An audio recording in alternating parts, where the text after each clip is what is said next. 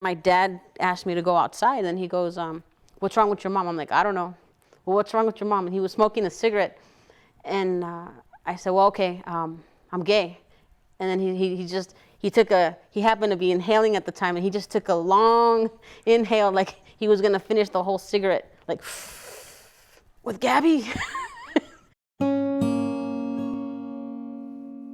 It hurts. It still hurts, not just because you have one, it makes it easier on the second one. You go through the same thing.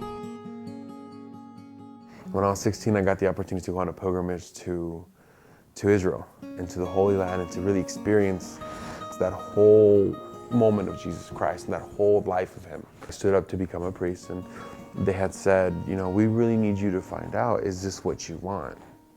Not for the church, not for anyone, but for you. Are you gay? Are you hiding from something? Are you here to figure out who you are? Is this really for you? It's more, I'm here out of fear because I didn't know any better. My parents strived to make sure that I was, you know, the queen of the church. I had my quinceañera with the big fluffy dress, and then I felt like a princess. They afforded me all of those cultural things, try to make me feel special and as the girl. She made me cut my hair and dye it. Yes, she did. She's like, I mean, you look so pretty, da da da da. You dye your hair? Yes, what was that? yes, you made me get highlights, and you made me cut my hair. I had hair down to my waist, and you made a cut right here to go to Culiacan. Yes, you sure did. I don't remember. Trust, I remember.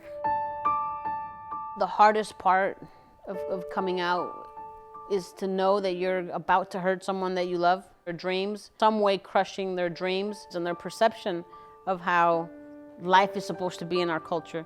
I told my mom, and she just kind of sat there in bed, kind of like, you know, her head's nodding. And my dad had saw me walk in crying, and he comes into the room, and she's like, you know, we have another child that, you know, that's gay.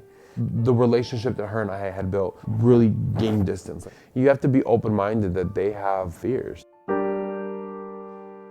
At the time, I did feel I had something to do with it, or maybe I didn't take care of him like the way he should, and maybe something happened to him and I wasn't around. Of course, if you ask any parent, everybody's going to tell you, no, I don't want to have a gay kid. It hurts me, you know, because they treat him like they're no good. They're different. They're not persons. They're different than us normal people. You kind of know it because you know your kids, you know.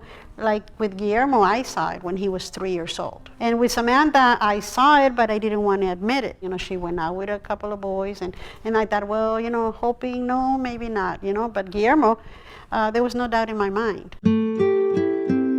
Guillermo and Samantha are two different things. Samantha is, I don't care. And Guillermo is, I don't care, but I do care. They joke that I don't have feelings, but I do. And no, but it's you know, I'm gonna be with my girlfriend for 12 years in August.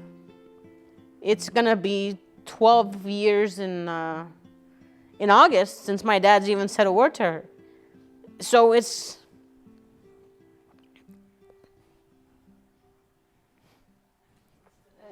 so, you know, does that hurt? Yeah. Does do I play it off for the last 12 years? Well, yeah. You know, you get to a point where you just tolerate it. Because you just want to keep the peace, and you say, yeah, they're old-fashioned. You know, you can't force people to feel or to be a certain way. I did date guys, and you know, I almost married one of them, and then I realized, how could I destroy his life just to make mine seem normal. Another thing that our culture rules by is God. I have a cousin, she took Samantha to her church, and Samantha says, Mom, oh, I thought they were going to pull up a chicken at any time and they're going to start, you know, sacrificing it. It was, you know, and it was the thought that count, I guess. But to say that you're going to take the gayness out of me just because you prayed on me, it was just a little bit too weird. If you're ready to have this conversation, be ready to listen as well. Your parents have fears as well. And if you're willing to listen to their fears, one, it's going to make the conversation a lot easier flowing. And secondly, it's going to prepare you for you to be able to be more open with your family a lot faster. You don't have to accept me. You don't have to like me. You don't have to anything. You just need to respect me as a person because I'm respecting you. Now let's make a change. Whatever was affecting our family dynamic, let's try to make it better. because, you know, that's all we have is family.